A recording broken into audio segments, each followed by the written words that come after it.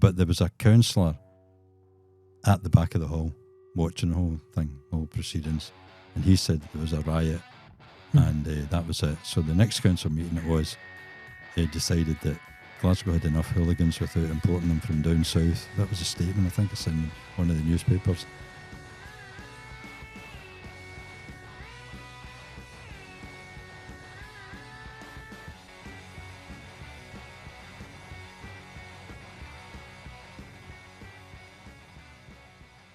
Hey folks, welcome to Sing Song Podcast. My name is Mark. I'm joined by Lord Christopher Cusack.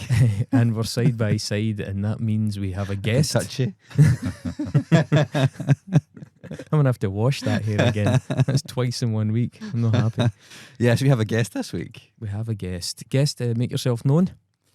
I am Jonzip from the Zipps, Glasgow punk band. Jonzip, not christened Jonzip, but that's the name. It's become Yes. a household name Well, via. I'll tell you how it came about. Phoning up, getting gigs, it was always like, hi, it's John from the Zips here, and they go, sorry, what? Especially if it was down London or that, you know, the Glasgow accent. I said, it's John from the Zips. I thought, why not just make it John Zip? And that just shortens the whole thing then, you know. By the way, I know that phenomenon very, very well, Yeah. given that my handle is Chris Enemy on pretty much everything. Yeah. But Mark, before we wade in and start picking John's life apart and picking his brains apart, we've got the usual housekeeping to do. Yeah, so I'm going to start with a little bit of housekeeping we don't usually do. Is that our last episode was an interview with Mark David from the Music Venue Trust. Well, actually, the previous episode of this was the Vault reissue of our festival You're mixtape, right. because it's festival season, Yeah. so I hope you enjoyed that. Yeah, you see, I told you to keep it right, and you did. But prior to that But one, prior to that one, the last episode we recorded together Mhm. with Mark David from Music Venues Trust, and in that episode he spoke a little bit about a court case that Dave Rowntree from Blur was taken to. Was it the High Court? I honestly don't know. It wouldn't have been the High Court, but to a court basically because of his claim of there being £200 million of royalties in a black box that the PRS are just holding. Yeah. And basically him using his intellect and his law degree to try and essentially fight for grassroots artists, because I think also try to fight to sort of get a little bit of sunlight onto the issue of PRS. Now, the point is, we actually discussed this at length, with Mark David on our episode, which was 2 weeks ago now. Please go back and check that out if you haven't. I know the proposition of it seems a little bit dry. They're talking about the PRS, but I promise you, Mark drops so many bombs in that interview. It is truly fascinating, and it's really interesting that the story is now unfolding in real time, yes, just as we've covered it. It's I don't know. I actually messaged Mark today. I won't have an answer yet, but just to say you must have some strong feelings on that decision around Rowntree's case. yeah. I'd like to read into what actually was said in court about it, because this was the appeal, so it had already been thrown out. Do you know what I mean? £200 million quid. Yeah, the court had already thrown it out, so this was the appeal. So this is the second time of asking, you know. Yeah. So yeah, really interesting stuff. Go back and listen to that episode 2 weeks ago. If you're a subscriber, however, and you want to hear, you know, more stuff like that and stuff like this early without ads and all that kind of stuff, then you can subscribe on our Patreon. But if you're a subscriber, you don't need to subscribe. But if you're not a subscriber, then you should become a subscriber, and you do that via Patreon. Yeah. We're available on all the usual platforms, though. And if you're watching this, for example, on YouTube, just 2 seconds, click the like. And if you're on something else, just share it. DM shares are the best, apparently. Yes, that is true. Who That is knows? true. Who Yes. knows why? So let's get into this, shall we? Well, yeah, let's get into it, Mark, but allow me to sort of take a little bit of circuitous way around and just say, while we're doing housekeeping, I want to say huge thanks to the Variety Bar and Gail and Sean and No Mean Radio, the network of which we are a part. And this kind of came up when John arrived for the podcast. We were having a beer upstairs and just having a blether, and I was like, man, Variety Bar's been here a while. And John, you've drank here before? Yeah, I did drink here before, but I don't think I've been in since before COVID. So Variety's been in this location, I think, as long as I've been in this location. Put it that way. Something from the something about in the 1970s is ringing a bell in terms of maybe when it was. Did it come back or something? Yeah, Anyway, it could so be. the point being, John, that's with us today, is from the Zips. The Zips are a punk institution from Glasgow. They're one of the 77 originals, albeit you started gigging in 78. But the project, I believe, started coming together in 77. And it did get me thinking, like, how many parts, just off the top of your head, how many parts of the music scene that you young guys emerged into are still here in Glasgow, John? Is there anything that you can really think of that's... The infrastructure, like bars, venues, venues, like they all gone? Are any still kicking about? Well, I was going to say Barrowlands, but Barrowlands wasn't being used as a venue at that time. Yeah. Didn't come back until about 83, I think, 84, 83, I think. No, I mean, some of them will be other uses now. The buildings and all that might still be there. Yeah. Like we're on the Variety Bar corner of Sockhill Street and Elmbank Street. Diagonally, if we're going into the town, into town centre, there used to be a bar called the Amphora, and I think it's one of the student bars now. Uh-huh. You know, one of these mad places on a Thursday night. And the Amphora bar was quite crucial to punk music in the 70s. There was the one that is the garage now. That's where R.E.M. played, I know, in like 1982 or something, like 83 maybe. That existed, yeah, and it was different names. It was Shuffles in the mid-70s. Uh-huh. Even the fact that that's been a music venue for so long is pretty remarkable, albeit it's changed hands. Some places that do kind of exist, albeit in slightly different locations, John, you've got a book with you, and it's about the Bungalow Bar in Paisley. Yeah. Again, another kind of Scottish institution, albeit out with Glasgow, and I guess if you're one of the many foreign listeners that we've got, it's easy to kind of reduce Scotland to Glasgow, especially because we kind of talk about it for that perspective. But there are some really long-standing and important kind of cultural institutions that exist out with the city. You guys played there, was it last week? Is that right? We played there on Sunday night, yeah. Yeah, Sunday night. A gig for Gaza. It's a cracking book, John. Who's some of the people that have played at the Bungalow Bar? This is a different location now, though, isn't it? Yeah, the original location was in the Renfrew Road in Paisley. Uh-huh. Just a small... And the building, again, is still there, but it's some kind of restaurant now, a sushi bar or something like that. But the whole... I don't know if you want to talk about that, but why Paisley?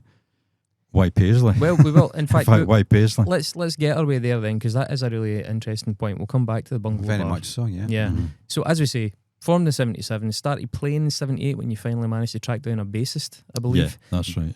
Split in 1980 originally after 2 EPs, very small run EPs, collectible to this day, very collectible to this day. I believe you've got 2 there, John. You mind holding I have, a couple of those up? Mark can edit this into the video. Actually, that was the first EP. That was the debut, the Zipp EP. That's the first reissue of the first EP. If you're out there and you've got one of the 500 originals, then you've got a wee bit of money. Yeah, this is a reissue by a label in New York, Sing Sing Records in Brooklyn. And that was 2006, I think it was. And it's subsequently been reissued again by a German label called Mad Butcher Records, and that was 3 years ago. Yeah. And what each of them did was they just kept it to the same 500 copies with a lyric sheet inside, which is pretty cool. It was my unfortunate thing is there's some kind of scribbled signature at the bottom, but I could never make out what it was. But it just ended up as an insert in the EP because it looked really cool. It would have made a great actual sleeve as well. It's in its own right, and it's got the lyrics for one of the songs, "Don't Be Pushed Around." Sort of all cut up like like a ransom note all over it. Yeah. So each of the reissues have followed that sort of same design, which is pretty cool. But the first one, 500 copies, sold out in 6 weeks. Wow! Just really in Glasgow, there was a couple of record shops. Bruce's record shop in Union Street, where FOP was for a while. I don't know, is FOP still there? Still there, right? Yeah. That's where Bruce's was, and they basically sold most of them. There were some shops in Edinburgh as well, took it, and we sold it at gigs. And the plan then was, right, when you put it out again, get more reissued in, but we're a bit gung-ho, and we thought, no, we've got all these other songs, let's put it in. And the second one's not an EP, it's just a single, 2 sides. And the music had been starting to move on. This was like... Is this Radioactivity? Yeah, this was like early 1980. And we were involved in doing lots of gigs for like CND, and there was an organisation called SCRAM, Scottish Campaign to Resist the Atomic Menace, and that was to stop them Thatcher building so many atomic power stations around the UK. And so we were drawn towards those kind of issues, and the music had moved towards ska. Ska was coming through, and so we stupidly thought, well, why don't we do it as a ska song then? Because that was like covering two bases. It's like covering the political aspect, because it's called Radioactivity. It actually covers the thing about the 3 Mile Island incident outside New York, where the power station almost imploded. So that was part of the lyrics. So it was quite topical lyrically, and we thought, well, make the music topical as well, and made it ska, which was a complete mistake, because the sort of fledgling ska audience in Scotland hadn't a clue who we were, and the punk audience that we had, albeit not huge, were really miffed because we turned our back on them and went to ska. So it was like it fell between two stools, and when also because we sold the first one so quick, we thought, right, we'll do 1,000 this time, because obviously the more you press, the cheaper it is. So we got 1,000 pressed up, and then the band split at the end of 1980, and I was left with like 400 copies still in the house. We've all been there. We've all been there. The problem is we've usually pressed 400 copies. So that was the wrong decision, although it turned out that in retrospect it was the right decision, because the Zipp EP only being 500 made it rarer and more of a collector's item. Which we obviously over the years we didn't know that there was this sort of collector's thing going on in the background until 2001, I think it was. This guy phoned me up from a record label called Detour Records down south, and he said, hi, and this is just a great story about how he got a hold of me. He knew that he had a copy of the single, and he saw the drummer's name was Joe Giaconelli. Yeah. And he thought, right, okay, phone book, get the sort of West of Scotland phone book out. It can't be that many. Unfortunately, there are quite a few Giaconellis. Actually, no. The Scots-Italian connection. But he did eventually find the right guy, and he said, oh, you were in the Zips, right? I'm trying to get hold of you guys because blah, blah, blah. And he explained to him, and then he said, I'll give you John's number. And he phoned me up. And at first I thought it was like a scam and that. He goes, yeah, you know, you've got tracks in these bootleg albums all over Europe. Do you know about it? And I'm like, no, I haven't a clue. He said, well, you have, and obviously you're not getting any money for it.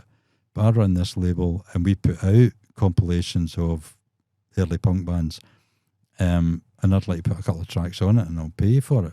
I thought, okay, sounds like a plan.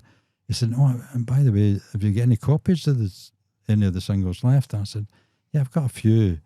I've got loads of the Radioactivity single. And I've only got a few of the Zipp EP. He said, right, okay. Well, I'll give you 25 quid for each of the EPs that you can send me. And I thought, that's brilliant. Not knowing what it was worth. Yeah. And so I'll give you £1 a copy for the Radioactivity. I thought, right, great. I mean, to go back, the Zipp EP was getting sold for, and the Radioactivity was 75p. Getting sold back in the day. So that was great, and he sent me the money, and then he said, no, the compilation will be maybe next year or something. And then out of the blue he phoned back and he said, right, okay, that's it, ready to go. So we booked a garage in Ibrox in London for the launch night, so if you guys can just come down. What? I said, well, still could get hold of the bit. Well, actually, I had been in touch with them all because of what had happened, because obviously there was money there, and I was being honest Jonzip. I'd contacted them and said, like, we'll split it, and I hadn't actually get around to doing it, but I said, right, okay, I can get the drummer and I can get the bass player, but the guitarist emigrated to Australia in 1982, so he's obviously not going to come back for one gig. But we just need to get a guitarist, which we did, and we went down and we played the gig, and it was just great fun. We only had, I think, like a 15-minute slot on that, because they had all the other bands that were on the compilation doing the same, and so we came back to Glasgow and I thought, That was good fun. I think we could maybe have a go at this. And of course, it was left to me because it's always me. So I'm phoning around like Nice and Sleazy's and all these places and saying, we're a punk band from the 70s and we're looking for gigs. And that's like, if it wasn't the phone slammed down, it was like, what? What are you thinking about, you know? And it was really hard going. A few pubs had said, we could get you, but you need to do covers and all that. We're not interested in you doing original stuff. I mean, we're not going to do that. So it kind of died a death for a bit. And then all of a sudden, the music business changed and the Strokes came through, the Libertines, Black Rebel Motorcycle Club, and all these bands were appearing and they were getting interviewed in NME and they were quoting their influences because I'd been saying, well, it's what you like. I said, well, like Clash, Buzzcocks. And I never quoted Sex Pistols because we weren't really that, you know, that direction. It was more mainstream punk. Although Clash are not mainstream, but you know what I mean? You could hear what singing about. Yeah.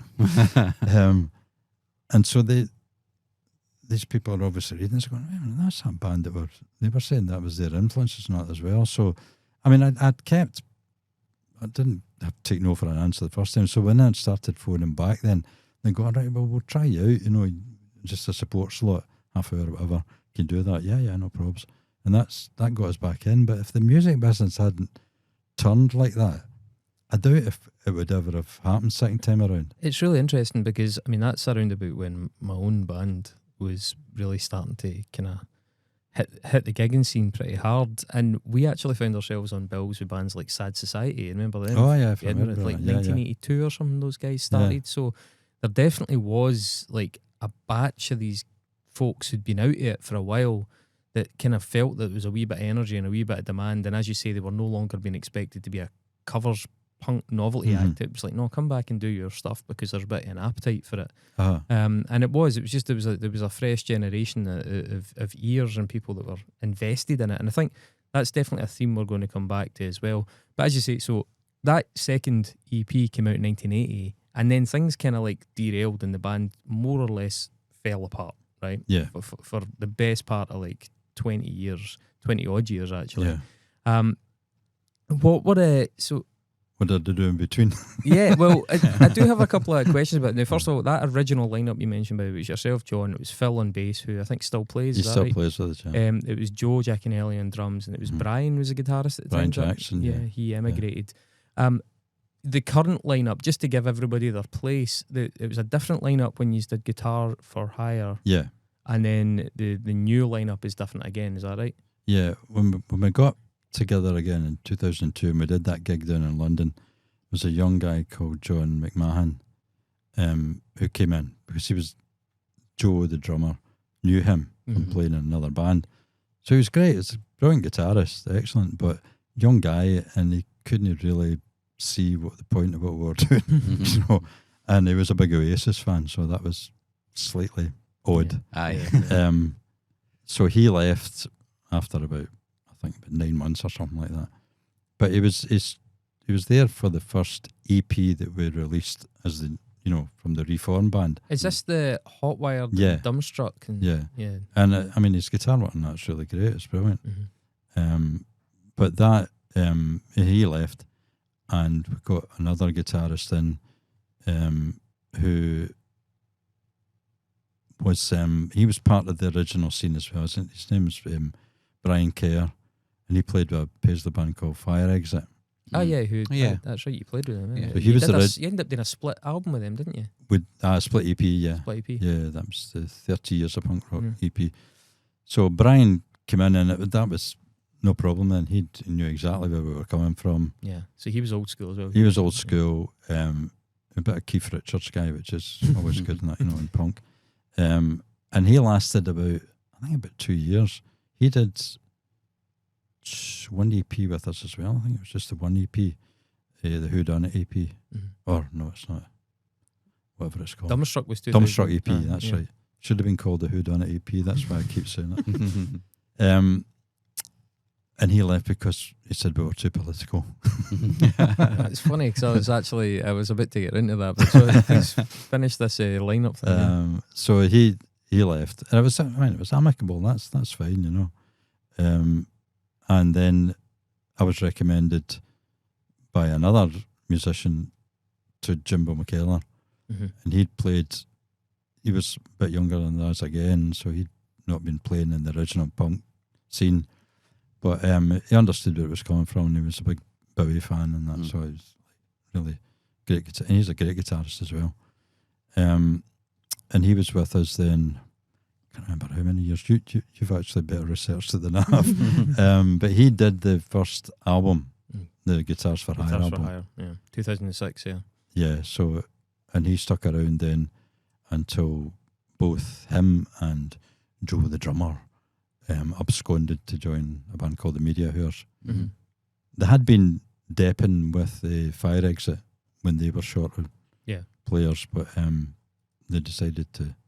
Oh no, they still thought they could do the two bands, but that's a hard thing to pull off. Sort of threw the rattle out the pram and said no. Because when you guys went back at it as well, you were busy. It wasn't like you just went back to it like a kind of, we'll dip our toe in now and again. Like things took on a fair momentum. And then you changed one more. Is it just one more time? Because it's been a pretty steady lineup for the subsequent albums. And yeah, when they jumped ship, every year we do the Joe Strummer tribute night at King Tut's, December the 22nd, which is the anniversary of his death. And one year there was really bad snow on that day, and the lineups of all the bands was devastated because people couldn't make it in.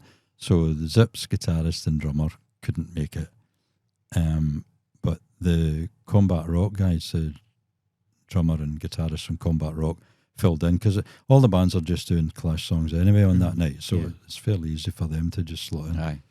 And I really liked the guitarist, the way, the Mick Jones guy in Combat Rock. So, and he lived in the south side like I do, so I arranged to meet him in a pub, and I just said, I know you've got Combat Rock as your priority, but we're needing a guitarist and blah blah blah. And he said, yeah, I'll have a go at that, and he's been with us since. Brilliant. The drummer was a recommendation from a guy in Paisley that I knew. He knew we were looking for a drummer, and he suggested Jim Ramsey, had been in a band called the Wiseacres in the 80s, signed to Cherry Red Records. Yeah.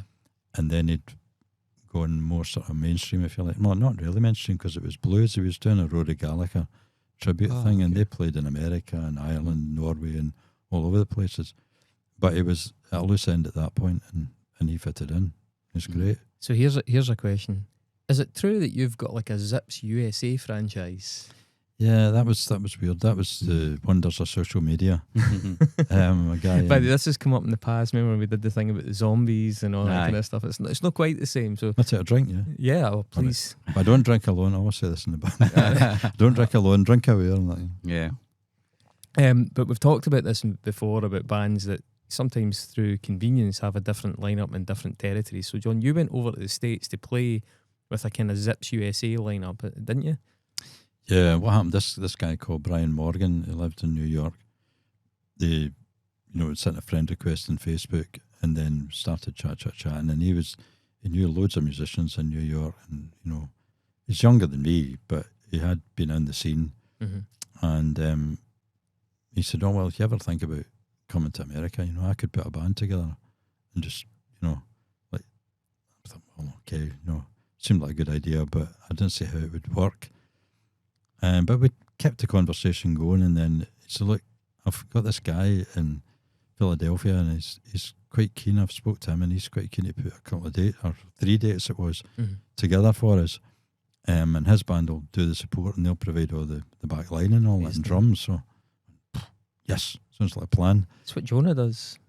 Yeah, so our friend, Jonah Matranga, who is in a fairly influential band called Far, he does the same thing. Like he's got a lot of records now, and he's got a new one coming out, which actually sounds pretty class. I listened to the single the other day. It's called Rainbow Machine. Same model that you're talking. Same thing. Yeah, he'll come to the UK and he'll just like tour with a band as a support, but then that band will be his band. Yeah, he wants to do a full band. It's a brilliant idea, because it'd be impossible to support the Zips going to America. Yeah. And do a tour, and especially like 3 days, especially the 3 days. Right, the 3 days were crazy. To come back round to the comment you made earlier on about why Paisley, I just want to fill in a bit of context here. Right, Now, I've read. we ended up in America, hadn't we? We're talking about the map. But I need to tell you about the American tour because it's brilliant. Right? All right, well, but no, you can do Paisley. Right, okay. Well, quickly to kind of come back to that before, because there's so many pins and so many different things here as well. I've read a couple of your interviews where you kind of characterise Glasgow as more of a metal town in the 1970s. First of all, can you elaborate on that? Like, in what sense? I guess a lot of us know about the Apollo and some of the legendary bands that played there, and yeah, they do tend to be sort of like your Nazareths and your AC/DCs and all that kind of thing. But was there a general bias towards metal at that time? Yeah, I would say more hard rock than metal. Mm-hmm. You know, like double denim, long hair, and right. It's mad to think of Glasgow like that. Yeah, I mean, it was everywhere you went. And I was in a band before the Zips called Road Angel, and we played at residency just down Socket Street at the Charing Cross Hotel, which I don't think exists now. I think it's part of the. Yeah. We have been in there for about 18 months, I think. Wow. The Friday and Saturday night residency. We kept the gear there, rehearsed Saturday afternoons, brilliant. And then management changed, and we turned up to play the gig in Simple Minds. Well, sorry, Johnny and the Self Abusers were there to play because they mixed it up. And we're like, no, we're the resident band. We've got all our gear on the stage. So we actually lost them one of their gigs. They only played about 7 or 8 gigs, I think, in their lifetime before they became Simple Minds. But I was going to say that because I saw you said there. So basically, because of that, there weren't that many punk bands in Glasgow at that time. Johnny and the Self Abusers, who would become Simple Minds, being one of the only ones. I think you said that the claim that's bandied about is that the Zips are Glasgow's first 77 punk band, but I think you concede that they were probably together before you folks. Oh yeah, albeit they played very few shows by comparison. Yeah, and there was other bands. There was a band called Fun 4, and I think they morphed into the Backstabbers. Mm-hmm. In fact, the guy in the front of one of the books I brought in, he was in that band. All right, okay. Fire Exit were not Glasgow, but sort of Paisley, but they predated us by about 6 months as well. So there was punk bands out there, but I mean, obviously there's no social media, and I mean, we probably should say that although it's stated at Glasgow banned punk, it wasn't an outright ban on punk, but the Stranglers played City Halls in Glasgow 1977. This is exactly what I wanted to ask you about. First of all, so the context of what John's alluding to there is that basically Glasgow City Council banned, we say that in inverted commas because we're going to qualify that, but banned punk concerts in the city, which further exacerbates this whole kind of dearth of punk bands in the area. You've kind of made the point that a lot of towns and cities in the UK tend to have like a big band or a bands from them that's identified with them, you know, like Buzzcocks and bands like that, or going up the East Coast, the Skids, people like that. But Glasgow never really had a punk band that really like was head and shoulders above the others in terms of profile. And I'm curious, first of all, what was the ban? Why did it happen? And also, do you think the ban contributed to that lack of high-profile bands, or do you think the lack of high-profile bands is a consequence? You know, which one fed the other? I think, well, in my opinion, the so-called ban did sort of kill a lot of potential punk bands. How do they ban punk? I mean, do they go and check listings? If they hear about a venue that's had a punk gig on, do they deny their licensing or what? That's basically, you've got it in a nutshell there. The license holders of all the bars in the city centre are basically told, if you put on a punk band, you'll lose your license. Wow! Because you have to go before the licensing board. I think it's once a year at least. And they go through, and if there's been like a murder in the pub or if things like that. That's like marks against them. You know? I wonder what their order was. Punk gig before murder. Yeah, and things like that. So yeah, if it was known that they'd put on a punk band, it would go against them. And in fact, I'm quite sure. I don't think it ever happened, but I'm sure the police would probably raid the place because they were so paranoid about it. That's mental. I mean, basically, the Stranglers came up to play City Halls, which was stupid in the first place. Because the City Halls is a city council hall. I was going to say they played a council venue. Council venue with seats that are just, like like in a school, you know, just the single chairs, Aye. and everybody's supposed to be seated. And the minute the band, everybody just stands up and they're jumping about and that, and the chairs are all getting moved about and all that. And then no bouncers, because it's a city council hall. It's just the council workers with their wee green jackets on and ties and that, you know. And they'll just sit down and whatever, you know. And the kids are just laughing at them, and they basically gave up. And so that was it. But there was a councillor at the back of the hall watching the whole thing, all proceedings, and he said that there was a riot, and that was it. So the next council meeting they decided that Glasgow had enough hooligans without importing them from down south. That was a statement. I think it's in one of the newspapers. That's what they said. It's so weird. What happened then was, you see, there was this is spreading, it's taking wings now. We should probably stick to Glasgow and then we'll go on to Paisley, right? Because Paisley became the winner in this whole thing because Glasgow. So they forced all of that scene, they forced all of that energy. And I mean, punk was the zeitgeist. That punk was like, you know, they were watching, you know, the Sex Pistols on that talk show swearing their heads off. And clearly all these kids were like, I need to get a piece of that. Aye. But they can't get it in Glasgow. So it drives them to the kind of more provincial towns, doesn't it? I wouldn't say it drove them there. I think it nipped it in the bud, really. A lot of them, because they weren't seeing, they couldn't see punk locally. And there was no point starting, they were in their minds, probably there's no point starting a band because we can't get any gigs here. Yeah.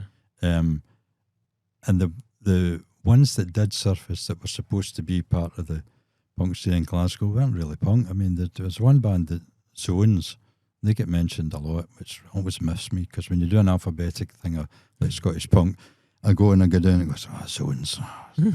But they were managed by Simple Minds manager, Bruce Finlay. So they had a wee bit, and they got a deal with Arista Records, I think, for a single or an album. So they were higher up the ladder than us. But anyway, they weren't a punk band. You know, the lead guitarist was like Bowie, 70s rock type guitar, brilliant guitarist, lovely guy, but no, they weren't a punk band. They didn't want to really be associated with that because they were better musicians. And the keyboard player was Billy McIsaac, who'd been in Slick. Oh, right, okay, yeah. So, you know, they were accomplished musicians, I feel like. You get some prestige, yeah. Aye. So they were always quoted as being a punk band, but at the grassroots level, I think a lot of bands never formed because they couldn't see how they would get to play anywhere. The ones that did, and fair play to them. Well, the other guy was James King. He was another early punk proponent, if you like. And he now plays James King in the Lone Wolves. Okay. But he was in Fun 4 or Subhumans. I think it was Fun 4. And he was pretty wild guy in his time. And they managed to get gigs, whether it be school halls or whatever, or them. That's what I was going to say. The Amphora, they, for whatever reason, they got away with it, and they used to put punk bands on. They had the first punk band I actually saw then in a pump in Glasgow was the Jolt, who signed to Polydor with the Jam. The Jam took them under their wing and they toured with the Jam. But they were from Wishaw, they weren't from Glasgow. Right. So they could play gigs out in Wishaw. There was a place called the Crown Hotel, I think it was, that put on gigs, and they weren't happy whether it was punk or whatever. So they were able to nurture their But there are a lot of act. equivalents to that in the likes of Cumbernauld, Paisley, those kind of places. Because their councils didn't seem to care about punk, whether it was whatever. I mean, the thing is, The Liberal Council of Cumbernauld. Yeah, but when you think about it, you know, like, nobody died. It's not like Altamont, you know what I mean? There's Totally. You know what I mean? What's his name? Sean McGowan get his ear bitten, the top of his ear bitten off at a Sex Pistol concert. But apart from that, and Sid Vicious maybe getting hit with bottles or whatever, there wasn't really any violence at the gigs. There was a lot of violence after gigs and before gigs with punks walking about the town, because I say it's back to this hard rock city. Tribalism. The main places were like the Burns House, the Dial Inn, I think I know what bars there were. the Maggie, which was in Sauchiehall Street. There was these were hard rock venues, And were pub venues. Were there actual battles between the audiences? Was there trouble? There was trouble at times with punk audiences coming out for the gigs that eventually did get to the Apollo. Yeah, like a lot of kids maybe going to the bus station or whatever would run into trouble. That's so mad. I mean, the thing is, I could imagine violence now between punks and, let's say, football casuals. But I can't imagine. I mean, there's just so much intermingling at gigs now between punk and metal and, all sorts. Well, you're right, but even within the venues, within the gigs, there was that intermingling. And the people, and especially Glasgow city centre at the Apollo, there's people coming in from all the peripheral towns and whatever who would normally be battering the hell out of each other. But at the gig, they're all, just they're there for the gig and that's that. But I'd be curious about what Glasgow Council's opinions were on Motorhead. Did they let them play? You get a few folk arguing. I think they did. I don't think there was a ban on them. But the one thing we're talking about, the violence, I mean, our bass player Phil ended up with 13 stitches in the top of his head. We played a pub on the outskirts of Glasgow because we thought, well, that's okay, that'll be fine. And they didn't seem to bother about us being a punk band. But the audience did. All right, aye. Yeah. And as we were coming out, as we were loading the van at the end of the night, he was coming out and he'd like an amp or whatever. 2 hands were occupied and they come up behind him and hit him with one of these. They don't have them anymore, thank God. But the dimple glasses, the really heavy glasses, hit him with that right over the top of his head, split his head open. Just for being a punk? Because he didn't like the music. Wow, man, that's what a review that is. So yeah, there was. Get that in the pitchfork. There was a lot of violence, and that's why, like nowadays, it's like it's brilliant. We don't play now, and don't have to look over your shoulder. We get the van got the tyre slashed at the back of the Burns House one night as well. And so how did the ban end? I mean, did folk just did the promoters force it? Did the council change? What was it? Do you remember when there was a? I think by the tail end of 77, it eased off. I think the music has changed. It was like more considered new wave by that time as well. Right. And 77 getting into 78, it was I was going to say Stiff Little Fingers, but they still were quite yeah. Real punk band. But like Boomtown Rats and bands like that were more kind of heading towards mainstream than out and out punk.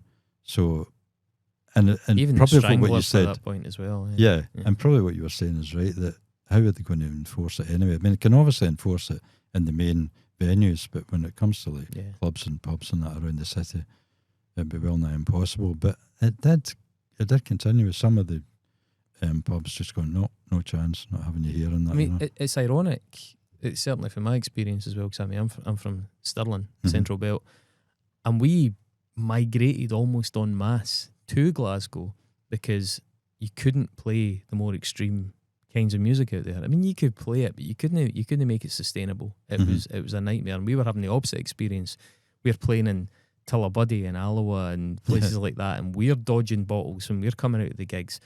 And so we came to Glasgow for the exact opposite reason, which was like the safety in the audience and the open-mindedness of like trying out sounds that were really pretty far out there at times for a lot of the bands, and it's like just knowing that would be well received. So that image of Glasgow for the end of the 70s, and it's just so far away for the kind of very permissive, very artistically sort of fluid city that I came into just 20 years later. Yeah, I mean, the Joe Strummer from The Clash and Paul Simon and the bass player, they get arrested at the back of the Apollo after a to-do with the bouncers. Joe was shouting to the bouncers to leave the kids alone because, I don't know, you guys are too young to have been in the Apollo, yeah? Yeah. I thought that. So it was a seated venue. And if the bouncers took it upon themselves, you couldn't even stand up. They would just come round and sit down. You get one warning. If you didn't heed the warning, you were out. The scruff of your neck and down the back stairs, tumbling down into the street. But they were vicious, absolutely the cat vicious. house method. I think those bouncers moved to the cat house when the Apollo shut down. maybe. But they, they had been remonstrating with the bouncers to leave the kids, and they're only having fun, whatever. They're only dancing, and so when they came off stage, there was a bit of a to do then with the band and the bouncers, and there was it was a heated discussions, if you like. And as they were in the lane to go away, it was either Joe or Paul had a glass bottle and just smashed it in frustration, and that was it. The police just ran down, arrested the two of them, and they ended up in jail for the night. Oof. But Mick Jones, I don't know what happened to Topper, the drummer, but Mick Jones ran off. He just thought, Jesus, we're not going to get arrested. And he ran, and he's running down like that'd be Renfield Street, trying to find, he didn't know where the hotel was. He's running down, and luckily some young Clash fans knew it was, Mick, what are you doing? And he was like, really? He was distraught, if you like. Wow. And he knew the name of the hotel, and they got him to the hotel. But he did think like he was going to get lynched and that, So it's a whole different ball game now than it was then. Yeah, totally. And Glasgow, did have a bad reputation. But the Paisley thing then was the saviour, I feel like, because a couple of things. I'm actually researching this for an article now for a magazine called Pan and Arrow that I do things for. And the main thrust of it is that there were two venues in Paisley: the Bungalow Bar that we talked about, which was a pub, but it had a stage and a small stage, and the Silver Threads Hotel.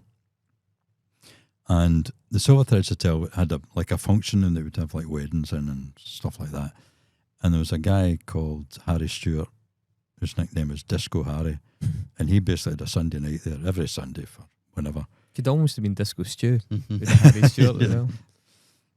Anyway, he had this, and he could do what he liked. He could put him, he could just do his disco night, or he could put a local band on or whatever.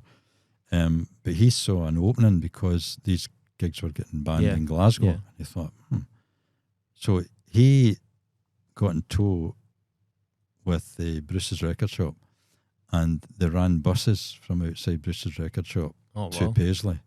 That's brilliant, So like Elvis Costello, the Rosillos, God, I'm trying to remember all the names. There's a whole Rima bands, the Adverts, UK Subs probably, I think. They all played mostly at the Silver Threads Hotel because that was organised, but the Bungalow were actually just booking the bands legitimate, just as a touring venue. Yeah. You'll not get to play in Glasgow, but you can come and play here. So they had like Chelsea and 999, I think. A lot of the bands like that. And we supported a band called Cockney Rejects. Yeah, very famous. Huh? And that was their first ever gig in Scotland. And they were tasty wee guys. They were off the East End of London. Yeah. And I think a couple of them were boxers, amateur boxers. They kind of had a rep for that. So they had a reputation for that in London. But they were scared coming up to Scotland because they thought they were going to get a doing. Because this thing in fairness, I mean, my granny grew up in Paisley at that time, and it was a rough place. It was a very rough place. I mean, Paisley's actually really nice now. It's come a long way very quickly, but it was pretty sketchy at its worst. And they hated Glaswegians.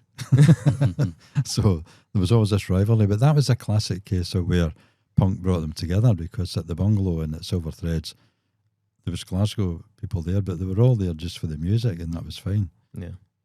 Hopefully they all made it safely home back. Did you ever take much to do with Edinburgh? I mean, but Edinburgh by the 80s and even in the early 90s had some really interesting punk stuff going on. It had that Gaelic for punks and stuff, that movement, and Scatha and a lot of bands, Oipoloi, bands like that were there. But what was it like back at the time when you guys were originally going? Our impression of what was going on in Edinburgh was more sort of arty, art school type bands. It didn't seem to be... Which is mad, because that's what Glasgow was known for when I moved here. It was like suddenly it was an art school town. Yeah, that's right. So like Fast Product, they had some of the early bands there, and we played one gig in Edinburgh with a band called The Flowers, and the lead singer female, was the girlfriend of the guy that ran Fast Product. So it's kind of, I don't know, a bit more cliquey, I think. Mm-hmm. But we didn't play there that often, so I can't really comment. Yeah. I know there was a punk scene there because obviously subsequently I've read about it. But it is fascinating how different towns and different regions rise and fall at different points. Because I mean, the paint that we're the picture that we're painting there is sort of Glasgow late 70s has this band. There's a dearth of punk. It's very much a heavy metal city. By the 80s, and we were actually, before we pressed record, we were talking about the Big Gold Dream thing. Glasgow flourishes into this kind of arty indie city. Meanwhile, Edinburgh at that point, you've got all these kind of like the Sad Society and all those folk came through there, and then you had like Oipolite and stuff. Exploited, Gaelic for Punks, all this kind of movement. Suddenly Edinburgh is this really, I mean, I always remember Edinburgh as a kid was like guys on Coburn Street with Dugs on strings and a can of like 9% cider, you know, and it's like, it's suddenly Edinburgh's got a really different vibe, and then Edinburgh ends up, when I was starting in a band, Edinburgh was all stodgy new metal, even when it was long past being cool, and Glasgow was the super cutting edge, arty and quite heavy kind of alternative city, so it is really interesting the way that it's ebbs and flows. And John, obviously you've got the privilege of having spanned that whole era. What were you doing between that first iteration of the band and the kind of 2002 revival musically?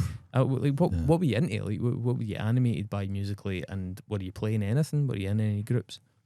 Well, I've always been the main songwriter, so when the Zipp split up, I couldn't stop writing. It just happened, you know. But the music scene had moved on, and I started listening to bands like Echo and the Bunnymen and The Cure. Mm-hmm. You know, there was a whole new wave of bands coming in. All the Chameleons and all that stuff came out. Yeah. And it was more melodic, obviously, than punk, but there was still the edge. These bands had obviously, they'd either been, well, like Echo and the Bunnymen were in, or Mac was in the punk band before Echo and the Bunnymen, Crucial 3, I think they were called.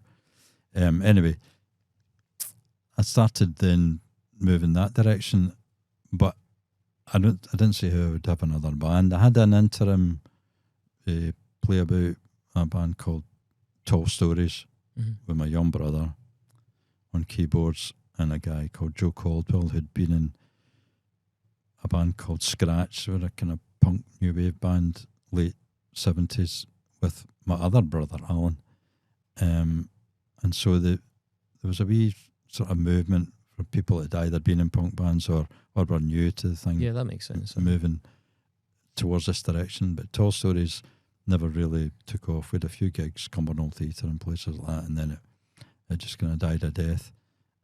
But I'd been bitten by that to think, well, you know, with a different combination, we could maybe do something here. And I'd been then playing with my two brothers, so I thought, well, never thought of that before, having actually a family affair. So it was myself, guitar and vocals, and you must have missed the stories of the Jacksons and the Osmonds. Yeah, it's a bugger doing all the choreography, but and Malky on keyboards, and then Alan on bass, and Alan knew a great drummer, young drummer, Davey Harley, and a guy called Tom Watson, guitarist, and it just worked. You know, it's just sometimes the chemistry just works without too much hard work. And whereas the Zips, you know, although we were putting these singles and things out ourselves, we were obviously trying to get some sort of record company interest in to no avail, really. Backwards and forwards to London in the overnight bus. And so that was 2 years, say, pushing the Zips, trying to get something going. And with this band that we then formed, my brothers, were called Passionate Friends. And within 6 months, we put a single out again. I still had the label, that was the other thing. I'd started a label called Tenement Tunes for the Zips. Yeah. Because the first one, we put, that's another story, that'll take us on another tangent, so we'll go that another time. But it was a local label that, because I didn't know how to do it, they organised it. We had paid for the recording, which that's a good story. That was in the Burns House, which was like suppose it was got a heavy hard rock pub, but they eventually took to us. And so when you got your tyres slashed out the back. Aye, but eventually they took to us, and you get paid £15 flat fee for playing. But a Saturday, it was a Saturday afternoon, they closed. In them days, the pubs had to close for like 2 or 3 hours while they cleaned them out and That's right. swept out the blood and got the sawdust down. So this guy who was the DJ in the pub, he'd a 4-track reel-to-reel recorder that he kept in the pub, and he made it known to the bands that if they wanted to record something, he would do it in this upstairs lounge when it was quiet. Yeah. And it would be the £15. So you get your £15 to play the gig, and you give him the £15 and he recorded you. So we'd recorded the 4 tracks for the EP in an afternoon in the Burn South. That's class. And but through this local label, Black Gold Records. I need to tell you that, but right. Black Gold Records was set up by a guy called Ian McCready, I think it was. He was in the band that did Chirpy Chirpy Cheep Cheep.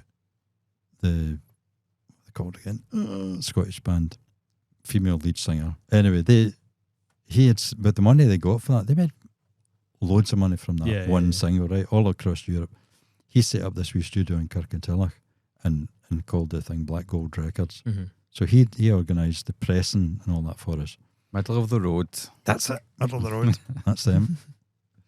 But I was sort of taking note of all the stuff he was doing and getting a note of who he was speaking to in different companies and all that. And so the second time around, I just did it all myself. Yeah. But, you know, I have to laugh at some bands that talk about how hard it is to put your own record out these days and that, you know. And I go, listen, back in the day, you had one company pressing the labels for you, or printing up the labels for you. You had another lot doing the sleeve, and you had the pressing plant then pressing the vinyl. But they couldn't press the vinyl until that printing company with the label got the labels to them. Yeah. So you do it, and you're doing it all on the phone. Do you know what I mean? Of course. There's no internet or anything. You're doing it on the phone. That's back when people were used to talking to each other. Now we'll like patch a call for our mums and just text her later, you know? Yeah. So you that to organise, and then actually you didn't send the sleeve to them because that would have just been total chaos. You got the sleeve sent to your house, and the record then 7-inch came in a plain white white label. Mm. So the band all got together and they would swap with a note, and that was it. So you'd all that to do. Whereas nowadays you just press a CD and it's like, you know, it's all done and dusted. Anyway, that's we're going off on a tangent there. But Black Gold Records then, he was a bit iffy about the, you know, it's just one recording in the afternoon. You know, you could do a bit more production on it, and there was something like doing overdubs, which we didn't really understand. But we eventually agreed to do more vocals on the chorus, so the main song don't be pushed around. Just get everybody around the mic and just shout into the mic. But it's getting a bit technical now, but there's a thing called latency, right? Which we probably have a problem here if we don't do it right. It's not like a studio, don't worry. And he was in the booth, the control booth, and we're out in the studio bit, and it's not Abbey Road, but it's you know, slightly bigger than this. And we're hearing the play. He'd no headphones, so we're hearing the playback from the studio, from his control room, waiting for it to come up. Oh no! Don't be pushed around. And we thought we're bang on in that, you know, and never listened to it back. Got the whole thing sent away, got it pressed up, and then we listened to it. And thought, bloody hell, that's like it's totally out. Oh no, I'll do it. I thought, oh no, but we're stuck and pressed up, you know, and that was it. He's done. never listened. And then it get played in John Peel show. I mean, he was great. He played it quite a bit. It's probably why he liked it. Well, that's what he did. He said, I really like this. I really like just the rough edges of that. That's like real punk and that, you know. We went, all right, okay, they're brilliant. Excellent. And I'm sure a lot of those punk records at that time, there was all that kind of, you know, mistakes like and a 5 millisecond delay and stuff. And nobody really had the technical ability to correct anything. So it's funny you mentioned John Peel, actually. So I'm reading a book just now called This Ain't Rock and Roll by Daniel Rachel.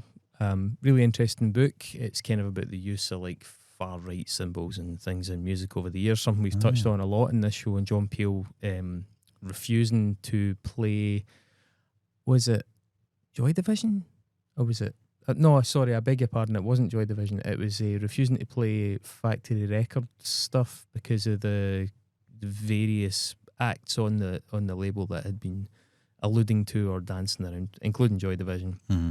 Some of the Nazi stuff. Now, obviously, the punk scene back in the late 70s was so much about provocation, and that's one of the themes in that book. It's just like, I mean, Susie, even like Mick Jones at one point, you know, the Cham 69. Obviously, the Pistols, like it's easier to name the people who didn't at some point have a T-shirt with a swastika or an SS thing on it than they did. I mean, what was your take on that at the time? Were you guys ever in that boat of just provoking to provoke? And how do you reflect on that now? People now definitely don't get. I mean, don't get me wrong. I'm not trying to let. I'm not trying to just kind of like hand wave it away. There is a conversation to be had about it, but that hedonistic punk movement that did that simply to shock, simply to upset, it was very much the done thing. I mean, when guys like Mick Jones were doing it, you know, you realise it was just sort of a trope at the time. Well, he did it with the name of the band, wasn't it? Before the Clash, it was the London SS. London SS. Which he said was London Social Security. Yeah. Well, but I'm not really buying that, Mick. Yeah, there was that flirtation angle, but I think I get accused. Yeah, I do get accused of people looking back and saying, "You weren't punk enough on that," you know. And they look at the photographs and they go, "You didn't have studs and you no leather jackets." And well, no, because these things didn't really exist. Yeah, you know, you just bought old jackets or whatever and put badges on. And I think people forget how managed the London punk look was. You know, especially because of sex and McLaren and Westwood.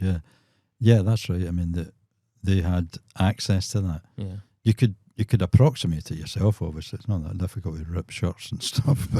But the other thing was we're trying to get gigs. It's hard enough kidding on or no full on punk band without coming in, you know, with a safety pin through your nose or something like that. That's it. The gig's over before you even start. You know. Yeah. But I always maintained that our approach was writing songs that we're hoping people will listen to because it's got a message or whatever and try and get across. Because that's what, I mean, I'm old enough to know that the Beatles were the first band that I probably ever heard properly in music. And so I thought, writing songs. And they're writing their own songs. I thought, all right, how do you do that? That kind of stuff. So before the Zipps and Road Angel, I was writing the songs. But they were pretty much love songs or relationships gone bad. There's maybe a few that would have a bit of something else about them, but mostly that's what music was about. And then punk came along, and I just remember like reading the Clash lyrics and stuff, and then seeing interviews with, or reading interviews with Joe Strummer and all that, and I suddenly realised songs don't have to just be love songs. It's like you've got an opportunity to actually write about something that's important and things that are going on around about you, and hopefully open people's eyes or ears that might not have noticed that going on. Yeah. I mean, there's so much access to information now and disinformation as well. But back then it was just, you know, what was in the Evening Times or whatever. Even the music press was kind of quite conservative. Yeah. When punk first exploded. They've gradually moved with the times, but initially it was pretty much anti-punk. So the music and what you were writing about was a chance to actually get that message out, and that's why I never really took to the 80s style of punk, where it was massively faster than what we had done in it. And I always point to like the Sex Pistols. The Sex Pistols songs are pretty slow compared to Clash songs of the same period. Their two first albums, when you play them side by side, there's a vast difference in tempos between the songs, which doesn't really matter because they're still getting the message across. But by the time it went into the 80s style punk, skate punk, and the American style of punk, it was just so fast. The words were indecipherable, and it might have been that they were actually saying something really important. Yeah. But if the audience can't hear it and don't understand it, what's the point? You know, that's the idea, is to get the message across. And that's what the Clash and Joe Strummer did for me. It was like suddenly, right, don't just write about love songs, right write about things that are going around So, about you. right off the bat, you mentioned CND earlier on. So you were obviously quite political, but how did it feel? Well, first of all, I suppose, were you ever drawn to that side of the provocation? But how did it feel, be it singing, quite left-wing stuff, but playing in a scene that was prone to wearing things like that? Did you ever have to cross paths with guys wearing their swastika shirts on stage? Not. I don't remember in Glasgow that any bands. I find it that. harder to picture that in Glasgow because of it being, the whole Red Clydeside kind of, because of the nature of the city. Yeah. It feels much more like a London affectation. But it is an interesting thing to try and, for us, I guess, to try and put ourselves in that scene. And yes, I'm kind of curious about your recollections of it. Yeah, as I said, I don't remember any of the Glasgow bands that were sort of our peers, if you like. I know that Watty for Exploit, he's got a swastika tattoo on his arm. That's back. That's going into the 80s again, but the early 80s, and it's Edinburgh. And always with their swastikas in Edinburgh, aren't they? Can't get enough of them. But yeah, as I say, I don't remember anybody in the Glasgow bands that were around at that time. It's really interesting the way that you guys were drawn to make punk, but in a quite uncontrived way, as in you said it yourself, like you were just trying to be heard, just trying to get opportunities, sort of policed your costume. You weren't able to dress in a way that was supremely offensive because otherwise you would have had no opportunity. So it's a much more grounded version of it. As I say, in London, there was this excitement and this superstructure built up around the most outrageous costumes, the most offensive behaviour almost got you the gigs. Whereas up here, it was like, well, I want to be a punk, I want to make this music, but if I overstep, if I get over my skis, I'm actually going to do myself a disservice. And that is a much more grounded, these kind of bands trying to exist as punk bands out with that quite inflated London scene had to toe the line and created a version of punk that was just, I think, a lot more everyday and I think a lot more grounded. Do you think it's a fair observation? Yeah, I think so. The idea was what inspired me was the energy of punk. Yeah. As I said, played in other bands in the 70s and the predominantly they were slower music, but ponderous, yeah. Aye. But the energy of punk just grabbed me by the throat, and I thought, this is... And the ability to communicate an actual message, clearly, as well. And not having to be a virtuoso musician to do it, because I never was and never... I still know it. The idea of the so-called 3-chord song appealed to me greatly, and that's it. That sounds great to me. I'll do that. It did away with the gatekeeping a wee bit. I mean, the gatekeeping in terms of musicianship, there was obviously, for the likes of London, I'm sure there was a lot of gatekeeping in terms of, are you accepted into the scene? But yeah, as you say, it suddenly the gates were open to people that hadn't sat for endless nights learning how to, play extremely complex and difficult music. It's quite a democratising thing, isn't it? It democratised it, and then that fed through then to people putting out their own records. So that's like DIY. And the fanzines were crucial to what was going on. I mean, I did. You've got that. We were looking actually at a couple of things that John's brought with him early on. We'll stick some pictures of these up on the site as well. That's one there. Stand and deliver. Stand and deliver, huh? Cockney Rejects on the front. That must have been the review of the one we did with them, I think, at the bungalow. And that one ticked and exploded. The guy that Spider-Man on it as well. The guy that did it ticked and exploded, Robin Gibson. He eventually wrote for Sounds. So on the back of doing his own fanzine. Yeah, I thought I knew the name. He got a job with Sounds, and then he was with I think it was like a sports newspaper or something like that for years. The aesthetic of them is amazing. It's absolutely amazing. It's something that people try and recapture now as well, like in a much more contrived way. You were actually talking about trying to put together a wee collection yourself, and I was saying the fact that it looks a bit like a fanzine is really feels really authentic. There's a really nice quality to that. Yeah, it's class. Who do you think's aged better and maybe worst from that time, John, like both I suppose musically and politically, because there are still some of those kind of the original crew going, but who for you has kind of stood the test of time? I think Exploited would be for me that the longer they've been about, the less I've liked the band. Yeah, I never really took to them, and I'm not that enamoured of them nowadays. Yeah. But fair play to them, they've managed to have a whole lifelong career out of it. Absolutely, yeah. And I mean, we've played on bills with them, like Rebellion Festival and stuff like that. But they've never really been what I'd be interested in. But I think the probably the Simple Minds have done all right. Simple, yeah, going from strength to strength. The John Lydon is probably the biggest disappointment.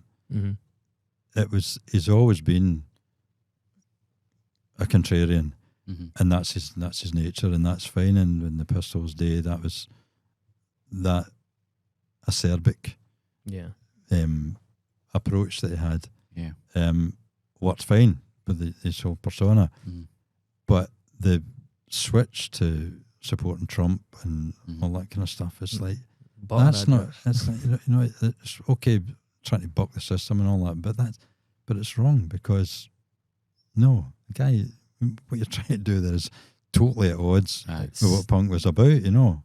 Although he'll say, well, punk's dead, punk died the minute the Sex Pistols split up. But yeah, he's a big disappointment. I mean, I've always had quite mixed feelings about John Lydon, if I'm being honest. Again, referring to that book, This Ain't Rock and Roll, like the whole kind of Belson was a gas side of the Sex Pistols is pretty distasteful. I mean, I think it's really hard to square a lot of that. He is a bit of a disappointment. I mean, I take it the Clash were very important to you and remained so basically throughout their career. Yeah, through Joe being in the Mescaleros and things like that, you know. Yeah, I mean, we shouldn't go off. That's another tangent if we get into Mescaleros territory. How about Paul Weller? How did he fare? Paul Weller's done well. He did a great speech last week at a gig in down south. Yeah, just come straight out, decried the whole Zionist situation. So yeah, he's fared well, and he dipped for me with the Style Council. I thought I didn't really get it, but I was watching a program probably about 3 or 4 years ago, and it was one of these, you know, back to the 80s or whatever, and I thought, actually, okay, I see where it's coming from. It's basically like clear the decks, and then I'll do something else. A reset. Yeah. I mean, I think in fairness to John Lydon, Pill was probably his best. His musical high. Yeah, I saw them. That was the last gig at the ABC before it went on fire. That's right. Like Thursday night, I think they went on fire on the Friday. Yeah. So I saw that gig, and I did like what they were about, but it was just his pronunciations over the years, and kind of took away from the best of what the band were about as well, you know. Totally agree. What were your own feelings on the generation of we'll say punk rock, again, kind of qualified, but that exploded commercially in the 90s, you know, the Offspring, Green Day, things like that? Yeah, I was introduced to Offspring, I think, really through my kids, just buying those kind of records and thinking, okay, right, I see where they're coming from, but the whole skate punk thing of, Offspring, but Green Day, I thought they were just a comedy punk act when I first heard them, with the green hair and stuff like that. But they matured nicely, in my opinion, and I think they've stood the test, and he's willing to stand up and speak out on major issues. They have. They've stuck their neck out on quite a number of occasions. It's interesting as well, because this is another conversation we had with Stuart Home, for example, when he was in. Was Stuart's definition of punk is pretty distinct. He doesn't actually relate a lot to the kind of more political side of it, but I guess the shit that's thrown at Green Day by a lot of people can sometimes seem a bit contrary as well. I mean, they're fast at times, but they slowed it down at other times. It certainly isn't the furious, aggressive skate punk that you're talking about in the 80s, but at times it's very, we spoke about Elvis Costello, it's very Elvis Costello, it's very musical, like some of the kind of earlier punk stuff, I think they probably get a slightly bad rap. I mean, I'm sure they're fine about it. They're rich as hell, but I think there's a not backlash, because that would have been an instantaneous thing. But over the years, that whole West Coast punk in America, I think there's a lot of bad feeling with folk that feel we could have been contenders, and like, well, how did they get through in that? We were all on the one level at one stage. Which kind of always happens, doesn't it? Like one band breaks through and the others feel snubbed. That's right. I mean, given that you've got the advantage of the perspective of having played extensively then and now, what are the differences you see in kind of DIY shows these days compared to when you guys were doing them, and maybe what are the similarities as well? What things have stood the test of time in that DIY scene, and what would you say has changed? I would, for example, say that, well, you're saying that it was always a mix of like punk and metal. There's certainly no jeopardy or tension between those audiences anymore. No, that's right. There's much more give and take. I think what Bar Block are doing is brilliant. There's a lot of places doing it as well. I don't want to claim a monopoly on that. So.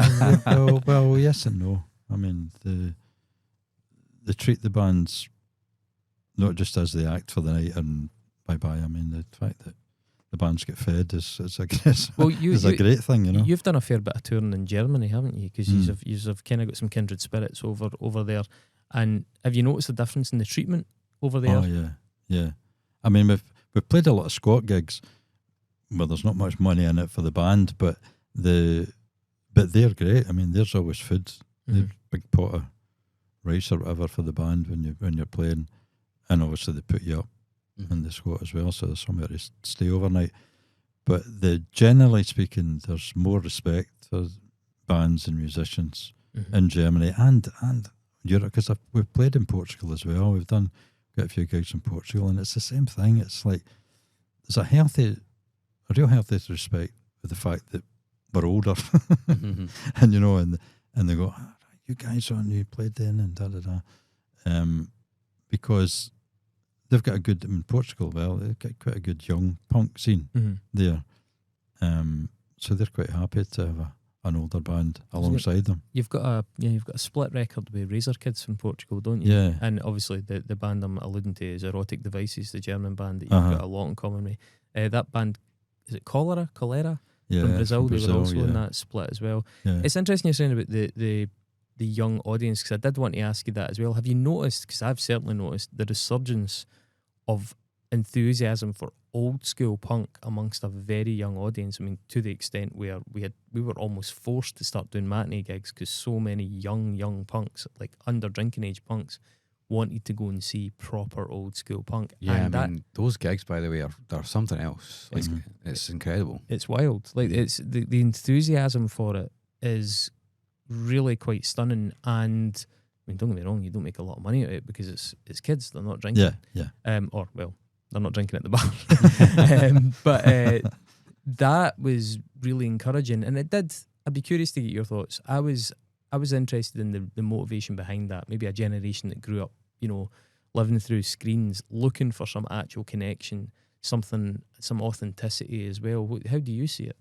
Yeah, I think it's great because when it's a young crowd and they're going crazy at the front, you feed off the energy. At times, a lot of the punk gigs that we play, we're playing to, well, they're younger than me right enough, but they're still like middle-aged or whatever, middle-aged or whatever, and they'll stand and respectfully, they'll enjoy the gig in their own way and clap and cheer and all that, but they're not going to go crazy at the front like the young folk do. I mean, that not going to push the chairs a bit. Like no. At the gig in the bungalow on Sunday night, there was quite a lot of young folk there, and yeah, it was just great to see them just going crazy at the front. It's brilliant. Yeah. Because sometimes when it's an appreciative audience but stayed, it's like you're not getting anything back. It's just very polite. I think Mark and myself, because of their chosen styles of music, are very used to men in check shirts nodding away, and that's a bit as excited as it gets. Yeah. But no, I mean, we notice ourselves where the level of animation of the young punk crowds, the crowd surfing, the folk going absolutely tonto. The kids turning up with like foot long Mohicans and stuff like that as well, like really committing to this. This isn't like something that you can just, duck out of and go to school. Like, you've got a foot long Mohican, that's what you've got. That's your haircut. You'll have somebody's eye out. Totally. I mean, I wonder what Glasgow City Council would make of some of the audio lounge gigs, or the sleigh, or some of the crowd killing that goes on, because there's a big audience for kind of hardcore, metalcore, that kind of thing as well. And I would imagine from what you told us about the Stranglers gig, it was a little bit feisty. I bet you it was nothing compared to the outright violence of some of these hardcore shows. I mean, there's no reports of any injuries or anything at that Stranglers concert. I saw a boy get his nose broken at the last metalcore gig. I just got absolutely elbowed flat in the face, knocked him right out. Broken nose. Wasn't even unusual. So I wonder what the green jacketed Glasgow City Council folks would have made of that. I mean, what new stuff has really switched you on, John? Like, any of the stuff that you've played with, like, you've been like, wow, that's they get it. Well, I don't want to come across here as sycophantic, but the Bar Block is really the only place where there's that kind of mix. It definitely sounds like a plant. You know what I mean? There is the mix, and there's the desire to have a young punk band alongside us, rather than put another band of our age. I will say, I don't want to claim any sort of like secret insight there. It does seem intuitive to me that there's so many of these kids that are so into authentic 77 style punk that it only makes sense if you get the opportunity to let one or two of them, but one or two of those bands play with the real deal. Because how many of the real deal are left? I mean, honestly, you'll know yourself, John, there's not that many who's doing it at a high standard now. I mean, there's some folks still try to do it, but you guys can still cut it. Not that many bands can still really cut it. And if you're a kid that grew up totally inspired by this music that is more or less starting to disappear, being able to put them on with an original band from that, I think that is quite a thrill for them. So that does seem kind of intuitive, and I would have expected that would be the norm, because then obviously their younger audience who are into that are going to be like, these guys were the originals, they shared stages with all these people that I've grown up thinking were from a different planet, basically, because they were so far removed from me. And that's a really fascinating thing. Another one that has become a fixture for you guys is Rebellion Fest. So that it was basically a regular thing for you now, isn't it? Roughly every other year. We don't get it every year, so we're not playing this year. You must play with like some really good new stuff on that as well, and get to see some really interesting stuff. Yeah, it's a good chance to catch up with a lot of bands. But that's how we made the European connections through playing at Rebellion. And just somebody at the back of the tent was like, I need to get you across to. Well, yeah, they would, on the 2011, I think it was a sort of breakthrough one. There was a girl there from Holland, and she got us a couple of gigs in Amsterdam and The Hague the following year. And there was Erotic Devices were there in the audience, but they didn't approach me on the night, but they, sent a friend request, blah, blah, blah, and we got friendly with them through that way. And then they had a booking agent over there, and they just set it up. We've been over, I can't remember how many times we've been over in Germany. It was one year before COVID. It's all this before COVID. Like, before COVID seems like this halcyon days now. And it does, everything was so much easier. Remember when your pockets used to jingle for the money? Yeah. Remember having money? I think it was probably 2018 or 19. We were over there like 3 times in the year, and playing different places, like all over Germany. It was great. Well, I mean, I could imagine a situation where if you were up to it, which is easier said than done, you could probably tour indefinitely in Europe. There'd be so much demand. I mean, there is such a widespread punk and squat scene in Europe. I mean, you could literally just do the circuit almost endlessly if you were the kind of person that could actually live like that. You see, when you're doing the likes of Rebellion, is there ever any sort of like seasoned veteran camaraderie? Do you ever cross paths with some of the guys who are still going from the original days as well? Yeah,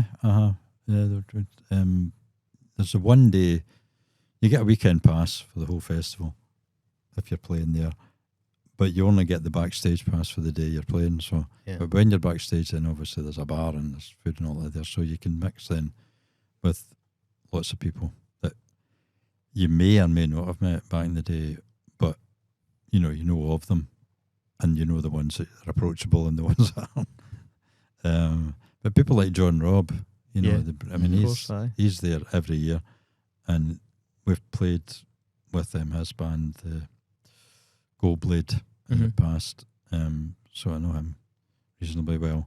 So yeah, there's plenty of options there. And TV Smith, I've played with him quite a few times, but more on solo gigs when I'm doing the solo stuff, because that fits more his, the bill that he'll be on. But a great gig, again, just before COVID, 2019 in the summer, in a boat in Berlin on the Spree, and it was myself, Charlie Harper from UK Subs, and TV Smith. Oh, cool. And it's a 45-minute set, which is enough time for the boat to go so far down the river to the next pier. And the people that have paid a ticket for that, they go off, they pay twice so they can come back, and a new crowd maybe come on, and then you go back up the river again and do your set again all over again. That's class. That's cool. Brilliant. Brilliant. That is cool. Because the people are right there, because it's just like a party boat thing, So who are your favourite crowds currently? Like where are your favourite crowds, or like what sort of situation is your favourite crowd? I always personally love playing in squats. I loved playing in squats. Yeah, I think the squats are great. My only problem with the squats are that they never want to buy any merch. That's true. They'll go, you give me this, or I'll try to sell it. They always want to tap a rollie as well. Oh no, I have no money or whatever. Oh no, yeah, it'd be like CDs. I have no CDs. It's like too modern stuff. Yeah. It has to be vinyl. It has to be vinyl. And then of course, again, more post Brexit than post COVID. It's impossible to carry merch like vinyl over there, because an absolute nightmare. You're going to get cobbled right away. But we've got some T-shirts planked and that over there for before over. But yeah, I was going to tell you about the American. We got time for that? Aye, please do. So this guy in Philadelphia, he had a band called Scissors or something like that. So this is the American kind of franchise you've got of the Zips, and you went over to do these shows. Yeah, through this guy Brian Morgan, who lives in New York, and he had a friend who was a drummer. He'd played in a kind of hardcore punk band in the 80s. So he had a basement we could rehearse in. And then the bass player of the Philadelphia guys band was going to be our bass player. Mm-hmm.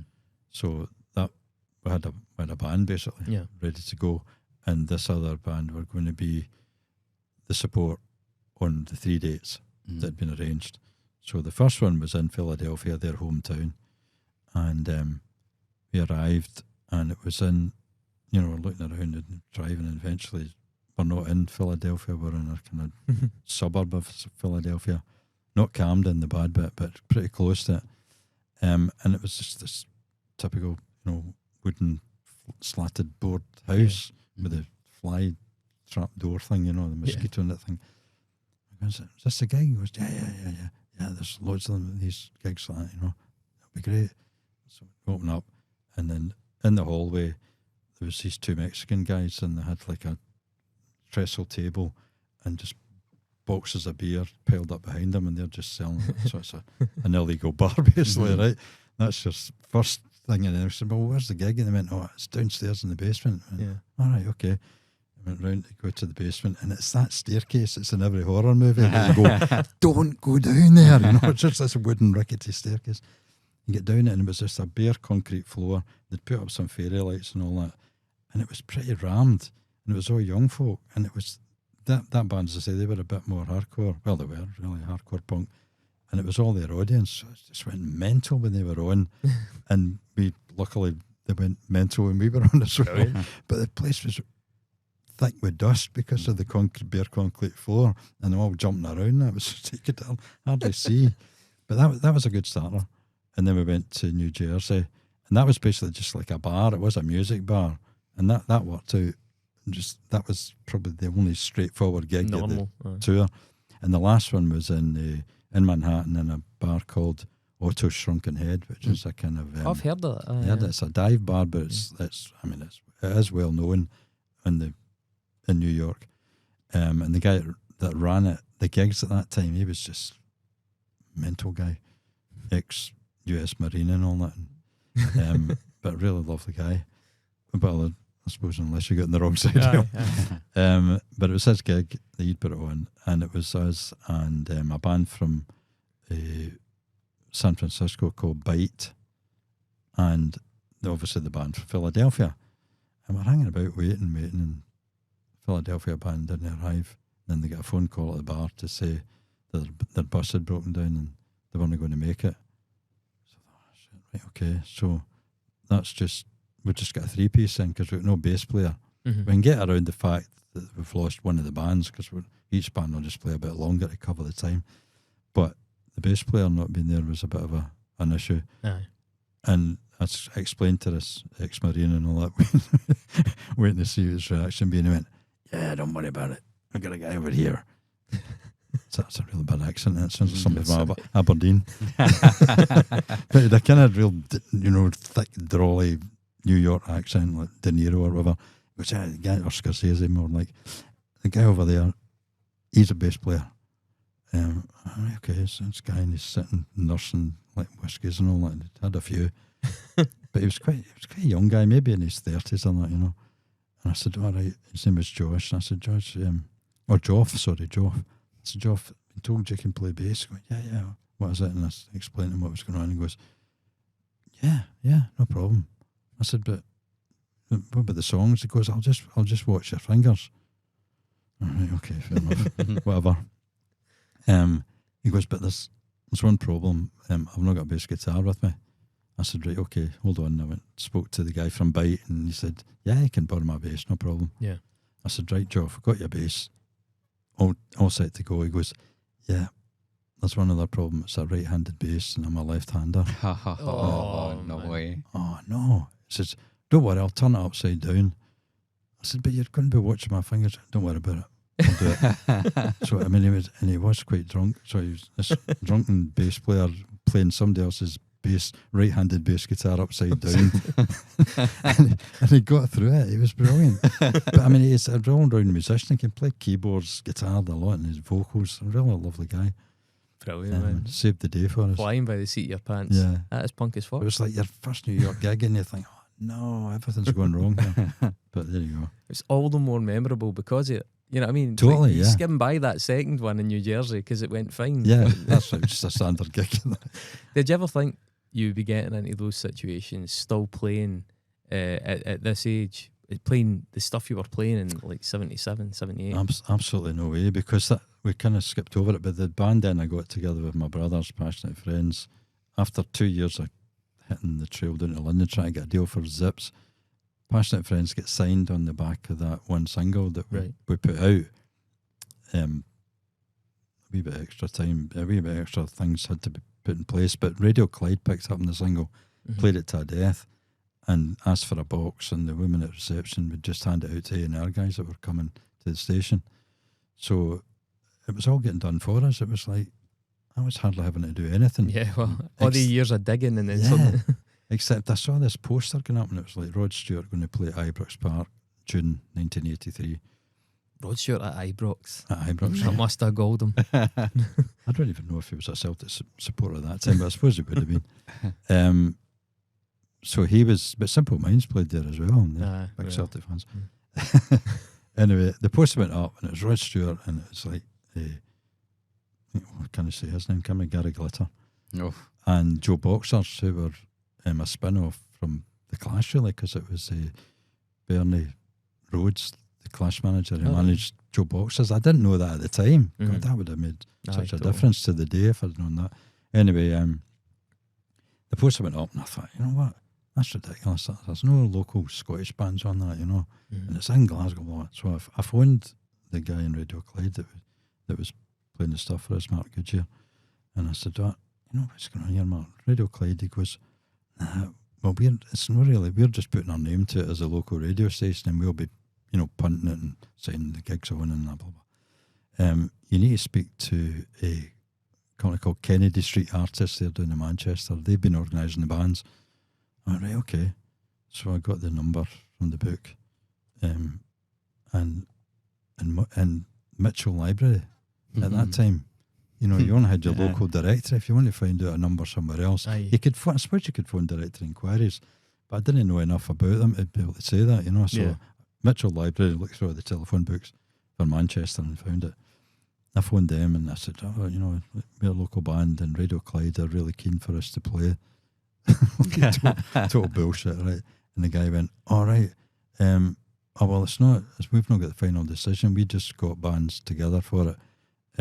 They only had, apart from Rod Stewart, they'd only got 2 bands, so you know, and Gary Glitter and Joe Boxers wouldn't be hard to find, so they hadn't really done much, you know what I mean? Yeah, totally. But their name was on the poster, Kennedy Street Artists. Of course. So he said, "That's right." So, well, who is it in London? He goes, "It's a Harvey Goldsmith organisation." I went, "All right, okay. You got a number for them?" So gives me the number. Just take note, kids, by the way. You don't know how good you've got it. It's total blagging, right? Totally blagging. And so I phoned Harvey Goldsmith's office, spoke to somebody there, and I said, "So what's that about?" I said, "Right." I said, because I'd said Radio Clyde wanted us to do it through Kennedy Street. I said, "Kennedy Street Artists have said to go on the bill, and Radio Clyde are supporting in Glasgow." And they went, "Well, who are you?" And I said, I told them my name and said, "All right." I said, "Oh, we're like hot in Glasgow the now, you know, Radio Clyde playing a single all the time," all this kind of stuff. They went, "All right, okay, leave it with us, we'll call you back." And I gave them my home number and they phoned me back at home. And they said, "Right, okay, we don't really know much about you or anything. Are you playing in London?" I said, "No, we're not getting any gigs in London arranged, but we're doing next week because we're going to see like Motown Records, United Artists, whatever. There's about 3 record labels we're going down to see." I said, "All right, okay, well, pop in when you're doing them and bring the single and we'll talk about it and that, you know." So that was fine. We went in first thing in the morning and the guys that were in the office are telling us pretty much you've probably got no chance here, you know, because the posters are out, everything's been publicised and that, but fair enough, we'll take you through to see the boss. And I'm thinking, who's the boss? Into Harvey Goldsmith's office. Wow. Like Harvey Goldsmith then, I mean, he's still well known, but at that time he was like God, you know, he put the Rolling Stones on and Led Zeppelin and stuff like that, you know. And then subsequently Live Aid. But he went in and this real East End Cockney guy and he went, "Okay, so what's this about?" And that, you know, so and I had the drummer with me, I think, that time. We always alternated it who would be with me. And I said, "Oh, well, this is, you know, on Radio Clyde and blah, blah, blah, and that. And who in Radio Clyde?" And I quoted like DJs, which was true, so he could check that. And I went, "Right, okay, well, what are you doing?" "I'm going to see these record companies." He went, "Okay, I could lift that phone right now and I could speak to the managing directors of all those record companies. Do you want me to do that?" And I looked at drummer Davey, he looked at me and I went, "No, we're just going to win. That's the right answer. Come back and see me when you've, you know, later on this afternoon, get a coffee and we'll see how things went." And that was it. So it was like, because he was his background, it was like, no, that's the right answer, rather than just, "Oh, could you get us a record deal?" And that, Harvey, and that, you know, doesn't know you from Adam. And went back and he said, "How'd it go?" I said, "Probably like 2-1. 2 of them are no interested, one's semi-interested." And he went, "Right, okay, leave it with me. We'll make a few calls." But he said, "The thing with Ibrox, I don't know. We'll have a think about it." And the next day I got a phone call. Said, "You're on." Amazing. So we played Ibrox Park. Oh, he was asking, what size of venues are you playing in Glasgow? And we said, "Oh, it's like 300, 500 people in that, you know." We had a residence in a Sunday night in Night Moves in Sockall Street. And I think it holds about 150 at the max and that, you know. And he would probably have known that, but totally. you know. So that was it. So that, So you're able on to the tell back your of that, kids, we get the record deal. you're like able to tell your kids, "Look, kids, Right. if you try your hardest, you can support Gary Glitter." I know, and it worked for years, and then it was suddenly, oh shit, I can't mention it anymore. Well, you never know. Rod Stewart might expire before he gets outed, so that one will still be alright. How was the gig? The gig was brilliant. I mean, it was a cracking sunny day. Aye. And yeah, it was amazing. Was it like 60,000 people? I think it was 30,000 was the limit, because the stage was out on the park and the stand behind us was just used for all the tech and all that stuff. So it was like 3/4 of the ground What a was buzz. available. Amazing. That's You don't incredible. ask, you don't get. Aye. That's it. It's the moral of that story. Exactly, yeah. DIY, the epitome of DIY, just picking up the phone, going to the Mitchell Library, just blagging your way to a 30,000 capacity show. John, that's an amazing way to finish things. What are your plans? What have you got coming up? We're playing the Rum Shack in Glasgow. Nice place, Southside. Yeah, played there a few times. Like down the road for me. Is it? Nah, he's basically a neighbour. Southside He'll be the as one well. phoning in the noise complaint. And that's a benefit for Love Music, Hate Racism. Nice. Which is great because have we got time for this? Huh? Yeah, please, of course. There's a documentary film called White Riot, which sort of documents how Rock Against Racism was formed and what it was about. And I went to see it, and I came out of the cinema just buzzing. I thought, because I remembered, because we used to do Rock Against Racism gigs, mostly in Paisley, again, back in the day. And I was just buzzing. I thought, that what the whole ethos behind it is needed again. And I knew there was Love Music, Hate Racism, but they didn't seem to have the same push about them. And, and they weren't using bands, because I'd been at different events and rallies, and they had maybe had a stall, and I would go and I'd give them a card and I said, listen, we're up for doing it. And never contacted me. So I came out and I said, right, just inspired me to write a song, Spirit of 78. So that's when Rock Against Racism was formed. That's right, yeah. And because of that, then that's given us a chance to talk about, like we're just talking about now. It's like it's needed more than ever now. It is. Because I would say it's worse now than it was then. Really? Because without the whole National Front, Rock Against Communism side of things. The National Front were predominantly in London area, and the major cities down south.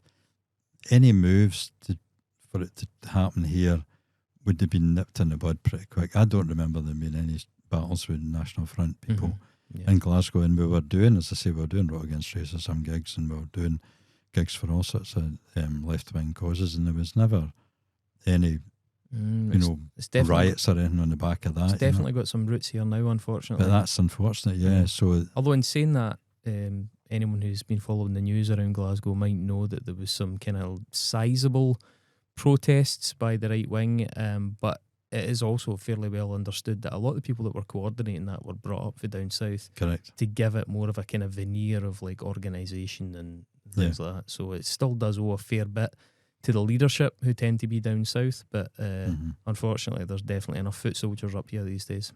That's right, and the worst thing is that nowadays it can be it's much easier to publicise it and spread the word to their hatred and whatever, whereas back in the day, if it would only, but to be fair, the music press would cover it. They were definitely on the side of Rock Against Racism, all the music press and that. But on the basic TV, unless there was a riot or a running riot in London as part of that, you wouldn't have really known about it. And even the Victoria Park gig, the huge one for Rock Against Racism, the Clash played at, there's no riots there, but they would have been well outnumbered right enough, because the place was absolutely rammed. Good luck to them. Yeah, so it's just I agree. Just wanted to get that in there. It's important that bands. Totally agree. It's a febrile moment, and I think especially as living standards and people's lives have constricted on the back of Brexit and on the back of COVID and the back of all these different things that have just chipped away at the amount of expendable income families have got and stuff. The tension's building, and it inevitably leads to scapegoats, and all it takes is somebody to point these people in the right or wrong direction. So. Yeah, I agree, and I hope Love Music, Hate Racism do get a bit more hands-on. Well, they're co-hosting this gig at the Rum Shack, so it'll be a chance to speak to them again. All right, well, if you're listening, get along to that. What date is it? It's the first Friday in August.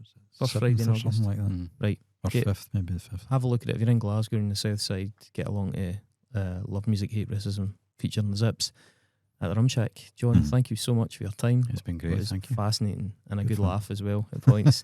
I hope you enjoyed yourself. Yeah, it was good fun. Yeah. You've nursed that pint the whole time. It's warm now. Goodness me. Half of things evaporated when you drink that. Mark, we'll be back next week. I'm not going to say what, because we'll see who we can get hold of. Yep. But but I'm really pleased we were able to reschedule this as well, because we talked about doing it a couple of times, and that was worth the wait. Thanks very much, John. Yeah, good stuff. Thanks John. very much. Right, Thanks for having me. punters, we'll see you soon. See you soon. Okay. Bye. Cheers.